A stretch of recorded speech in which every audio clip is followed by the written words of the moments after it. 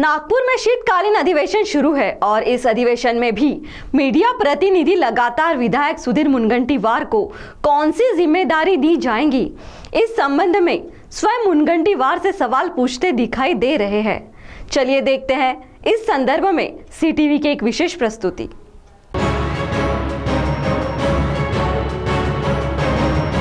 राज्य में विधिवत मंत्रिमंडल का विस्तार हो चुका है और जो बीते कई दिनों से अटकलें लगाई जा रही थी कि किसे मंत्री पद दिया जाएगा, उस पर भी पर्दा गिर गया है और नागपुर में शीतकालीन अधिवेशन की शुरुआत हो चुकी है। मगर अभी भी जिन्हें मंत्रिमंडल में स्थान नहीं दिया गया है, चाहे वे भाजपा, शिवसेना, राष्ट्रवादी या मित्र दलों के विधायक हैं, उनकी नाराजगी खुलकर सामने आ रही है और लगातार मीडिया में इस संबंध में बयान भी आ रहे हैं।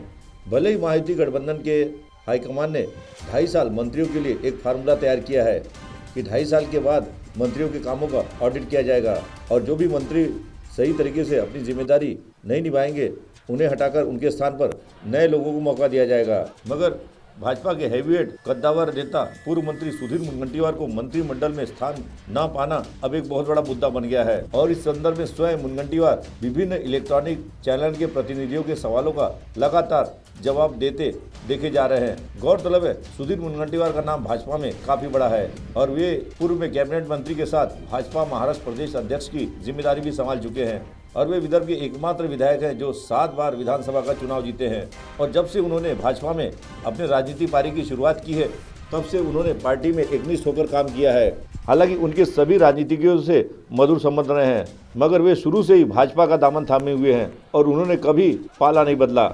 और आज सुधीर मुनगंटीवार को मंत्रिमंडल में स्थान न मिलने के कारण सुधीर मुनगंटीवार काफी आहत दिख रहे हैं। साथ ही उनके समर्थकों में भी नाराजगी देखी जा रही है। जहां विधायक सुधीर मुनगंटीवार का मंत्रिमंडल में शामिल किए जाने के सवाल पर मुख्यमंत्री देवेंद्र फडणवीस तथा प्रदेश अध्यक्ष चंद्रशेखर बावनकुले मीडिया प्रतिनिधियों को जवाब दे रहे कि वरिष्ठों द्वारा उन्हें महत्वपूर्ण जिम्मेदारी दी जाएगी। वहीं सुधीर मुनगंटीवार भी मीडिया के साथ बातचीत करते हुए कह रहे हैं कि जो भी जिम्मेदारी उन्हें दी जाएगी, उस जिम्मेदारी को वे पार्टी के एक वफादार सैनिक की तरह निभाएंगे।